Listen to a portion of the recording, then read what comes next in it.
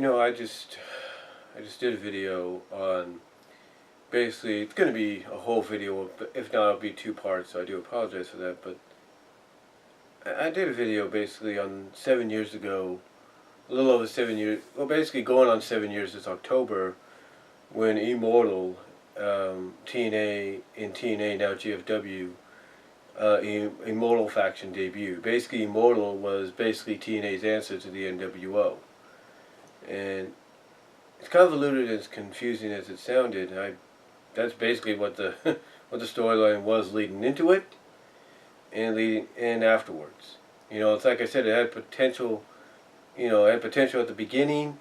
They could have surprised us a little bit more without kind of revealing through a heel abyss that they were coming on the date of Bound for Glory. But then again, it just snowballed right after into an absolute mess. But here's the thing, though. What is up with this company and factions? I just don't get it. I really don't get it, okay? I mean, since the very beginning, they have had an obsession with factions. They have. From Sports Entertainment Extreme all the way up now to the revised LAX, they have had an obsession, a fetish with factions. You can go from the biggest to the smallest. Sports Entertainment Extreme was supposed to be, I guess, their answer to the New Blood. That didn't work out so well. You get further down the line, you get things like Planet Jarrett. You get Team Canada, which I can understand. Team Canada was basically, originally made for the World X Cup and stuff like that, or the World Cup of TNA, whatever. So I can understand that being a faction. That's an exception. You got Canada against the world. But then you got things like Planet Jarrett.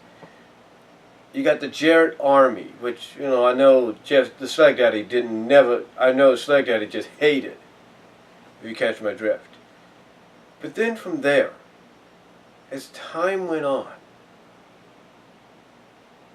you had things like,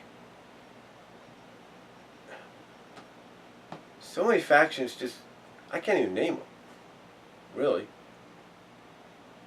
I mean,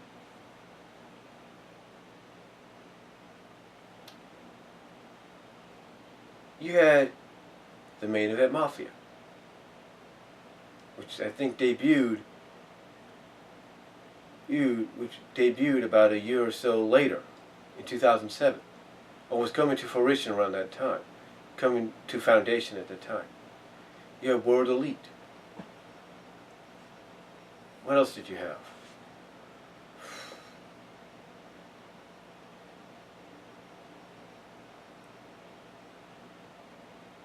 I can't really think because there were so many.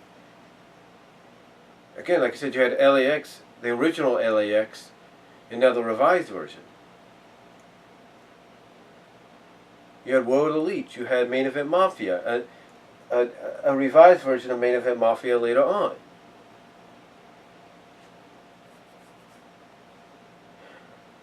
You had Fortune, that was part of Immortal, and then went on their own. You had the Triple Threat, Triple X. You had the Beautiful People. You had the Dollhouse.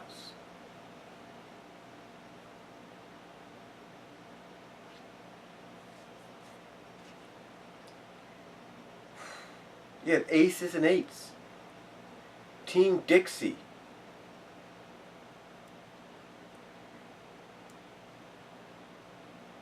And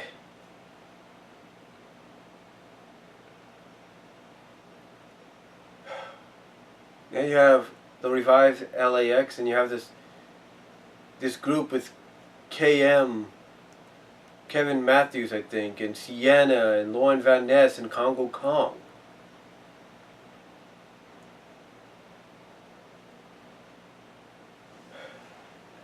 You have this VOE, or Veterans, VOW, and now you have this VOW, which is a tag team, but seems to be like a faction.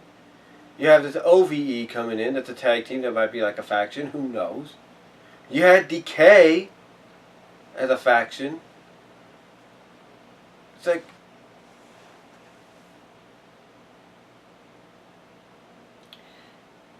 the list just goes on and on. And it's like, what's the point? What is the point? What is this company's obsession with factions? And the way some of these factions work, you put members in it that don't need to be in it. You put Samoa Joe in the main event Mafia. Why? Because he was a world champion in TNA? Fine. But why does you have to put someone like Samoa Joe, who pretty much is a badass on his own? He doesn't need anybody.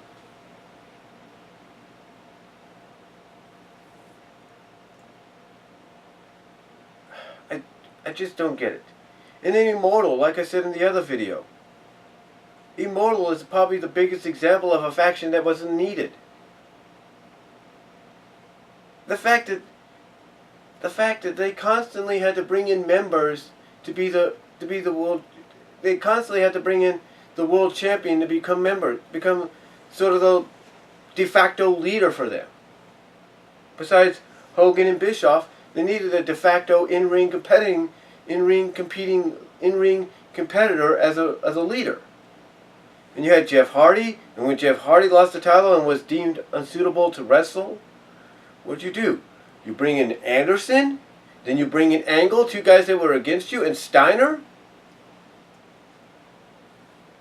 Just to keep this alive? Just because the company wanted to own NWO-like faction? And then Fortune? You take some of the TNA originals, put them under Ric Flair's guidance, and make them your answer to the Four Horsemen? Will they do this?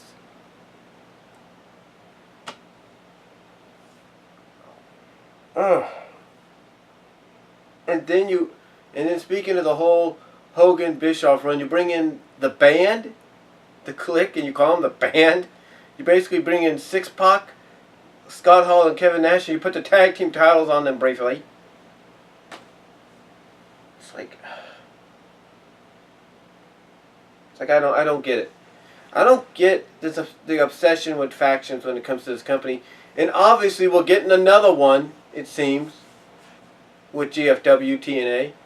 Seems we're getting another one. Why do I say that? Well, as if KM and Sienna's group and the LAX group aren't enough. Who else are you going to give us? Oh, I don't know, maybe a freaking Bruce Pritchard-led one?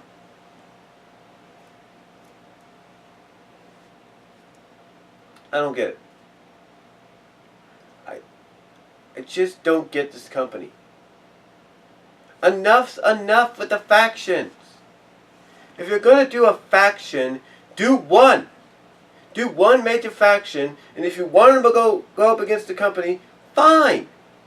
But you don't have to keep bringing in faction after faction after faction after faction. Because news bulletin, screwballs, news bulletin,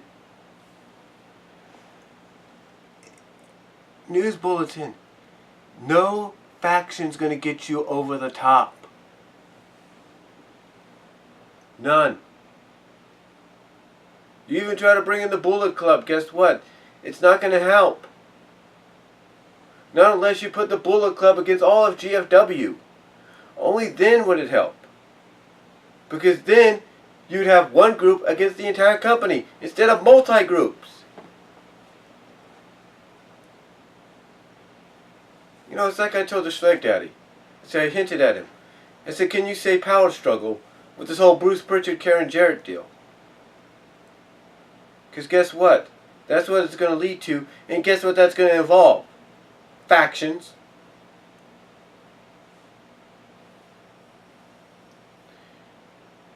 This company needs to let up on it.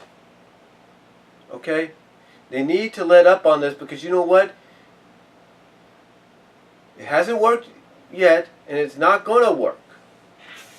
What's worked is letting these men and women in this company do what they do best. That's get in the ring and perform for us, the fans, and give it the all. Not rely on, not be undermined by storylines that involve other factions. Why do you think a lot of people are quitting the company, or have quit the company over the years, or have asked for the release and left? It's not because they didn't enjoy being there. They probably did. They just got sick and tired of being undermined by the freaking storylines involving factions. And you want to know how desperate this company is for factions? At the same time they did the god-awful Aces and Eights, they do a Dixie one. They do a Dixie Carter faction. Yeah, they do a Dixie Carter faction.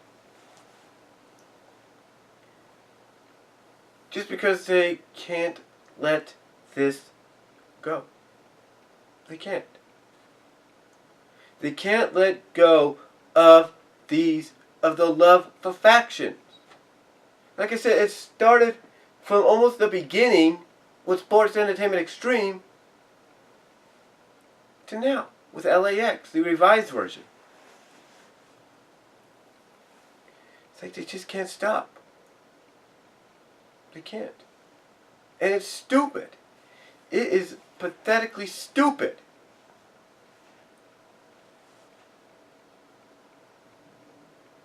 I mean, you want a good example of doing factions but only doing one and making it work? Look at AAA's Lucha Underground. Look at that show. The Worldwide Underground. The WWO, if you will. The Worldwide Underground. Or the WWU. Whatever you call them. One faction, but guess what?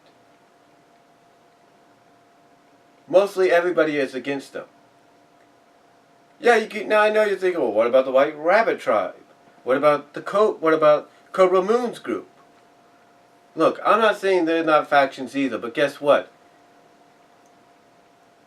They are not focused on to where even the head of Lucha Underground, Don Cueto, wants them gone. Don Cueto, if you look at it from a storyline perspective, despises the Worldwide Underground. He may work with them, but deep down he despises them and he wants them gone. The same here. I'm not saying he wants them gone. And what I'm trying to say is that's how you book factions. You could have maybe two or three or whatever other factions, but they're not shown. Let me put it this way: they're not put in a position to where they overwhelm. They're not the main faction to focus on. Worldwide Underground against Lucha Underground is. And that's making it work. That's what's making people be interested. But when you convolute your company with faction after faction, and and you basically bring another faction in after one's ended, not giving yourself a breather or a break, it's not gonna equal success. It's gonna equal a downfall. It's gonna equal disinterest in your product. And let me tell you this. What was it, about a season or two seasons in, when the Worldwide Underground debuted? Yeah. And guess what? You may have had the Cobra Moon faction and the White Rabbit Trio faction, but not much after that. Not much after that. And guess what? The Cobra faction and the White Rabbit faction haven't been that much of a focus, even though we know they're there, but the Worldwide Underground has. And that's what makes it work. Because you're focusing on one faction and not multiple factions. And you have one major faction group in the Worldwide Underground in your company, and you're focusing primarily on that, while the other ones that are there, you can focus on, but they're not needed to be as much because of the fact that they're not a major part of the storyline that you want to focus on. The point is, GFW, TNA, they need to stop these factions. You want a faction, fine. Focus on one faction, put them against the company, if you want to do that, and leave it at that. Don't bring in multiple factions throughout, just because you have a fetish for them. And even after you're done with this revised LAX faction, don't automatically bring in another faction to replace it. Take a breather. Once you're finally done with the revised LAX faction and this KM Sienna faction, take a breather. Take a breather and let things just be the way they should be. Don't rely on a faction that you think is going to get you over the top. Because unless you can work something out to get the Bullet Club in and put Bullet Club against GFW, that's probably the only way you're going to succeed. But I just don't get this company. But I just don't get this company, but I will say this. In closing, GFW, TNA, this faction fetish, this fetish and love for factions needs to stop. And it needs to stop now. That's all I'm going to say. You guys let me know what you think.